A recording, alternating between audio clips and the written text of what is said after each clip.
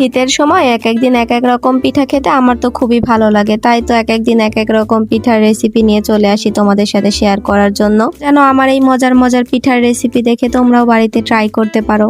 Trust me, আজকের এই পিঠাটা এত মজা যে তোমরা একবার যদি পুরো ভিডিওটা দেখো বাসায় ট্রাই করতে বাধ্য হবা।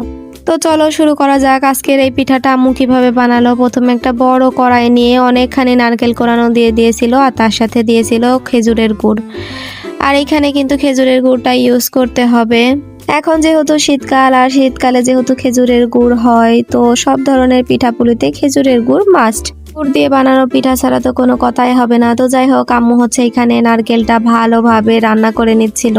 তো পরে মনে হয়েছিল যে গুড় কম হয়েছে, তাই আরো একটু গুড় দিয়ে খুব ভালোভাবে নেড়ে নেড়ে এখানে হচ্ছে নারকেলটা রান্না করে নিতে হবে। কিন্তু আমাদের আজকের পিঠার পুর হবে, তাই খুব ভালোভাবে কাজটা করতে হবে, সাবধানে বারবার করে নেড়ে দিতে হবে যেন নিচে না লেগে যায়। নিচে লেগে গেলে কিন্তু তেতো হয়ে যাবে পিঠাটা।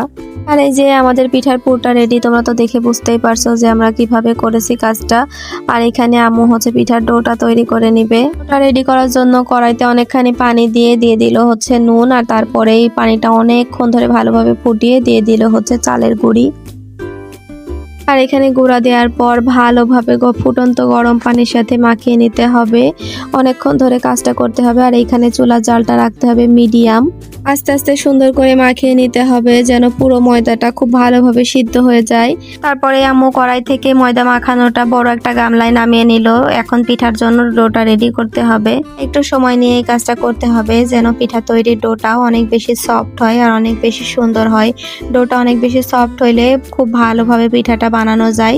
তো আম্মু এই যে পিঠা বানানোর কাছে চলে এসেছে। আমাদের ময়দাটা পুরোই রেডি। এখন অনেক সুন্দর করে বিভিন্ন ডিজাইন করে পিঠাটা বানিয়ে নিতে হবে। আম্মু এখানে অনেকখানি ময়দা নিয়ে গোল বড় একটা রুটি বানিয়ে নিচ্ছিল। রুটিটা বানানোর পরেই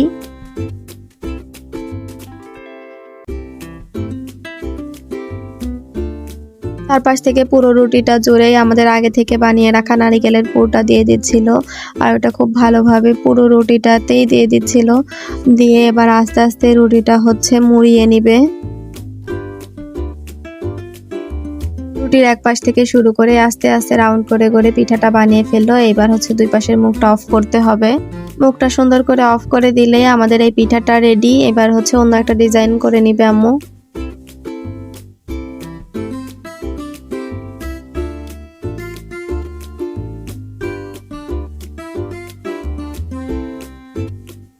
আমাদের আজকের পিঠাটা হলো সিদ্ধ পুলি পিঠা। তো আম্মু হচ্ছে পুলি পিঠা স্টাইলেই সবগুলা পিঠা সুন্দর করে বানিয়ে নিয়েছিল। আর আমার শাশুড়ি কিন্তু অনেক সুন্দর সুন্দর ডিজাইনের পিঠা বানাতে পারে।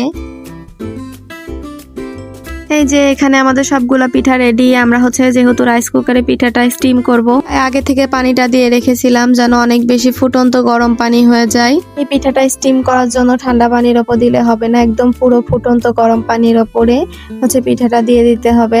তাহলে পিঠাটা অনেক তাড়াতাড়ি সিদ্ধ হয়ে যায় আর খেতেও বেশি মজা হয়।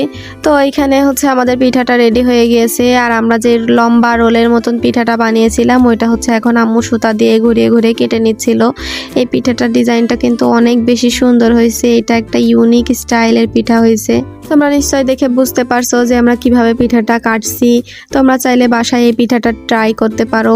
আমার এই পিঠার রেসিপি দেখে তোমরা কে কে বাসায় এই পিঠাটা ট্রাই করলে অবশ্যই কমেন্টসে জানাবা। আমাদের চ্যানেলে নতুন হলে সাবস্ক্রাইব করতে ভুলো না। মায়ের হাতের এরকম মজার মজার পিঠা শেয়ার করব তোমাদের সাথে। Thanks for watching. আল্লাহ হাফেজ।